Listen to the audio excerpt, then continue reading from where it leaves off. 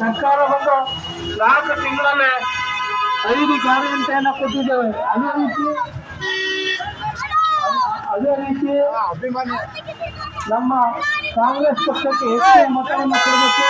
ಇವರು ಕಾಂಗ್ರೆಸ್ ಪಕ್ಷದ ಗುರುತಾದ ಹಸ್ತದ ಗುರುತಿಗೆ ಮತವನ್ನು ಹಾಕುವ ಮುಖಾಂತರ ಪಕ್ಷವನ್ನು ಹೆಚ್ಚು ರೀತಿ ಬಲಪಡಿಸಬೇಕು ಅಂತ ತಮ್ಮಲ್ಲಿ ಮನವಿಯನ್ನು ಮಾಡ್ತೀವಿ.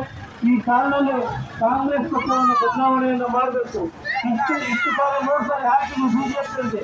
ಬಿಜೆಪಿ ಏನು ಬದಲಾವಣೆಯನ್ನು ಮಾಡಿಲ್ಲ. ಹಾಗೆ ಒಂದ್ಸಾರಿ ಬದಲಾವಣೆಯನ್ನು ಮಾಡೋಣ.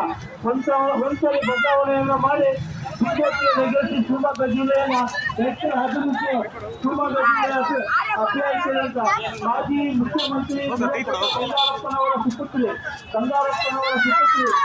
ಡಾಕ್ಟರ್ ರಾಜ್ಕುಮಾರ್ ಅವರ ಸುಪುತ್ರನಾದ ಶಿವಕುಮಾರ್ ಅವರಿಗೆ ಶಕ್ತಿಯ ತುಂಬುವಂತ ಕೆಲಸ ಮಾಡಬೇಕು ಅಂತ ಈ ಸಮಯದಲ್ಲಿ ಹೇಳ್ತೇವೆ.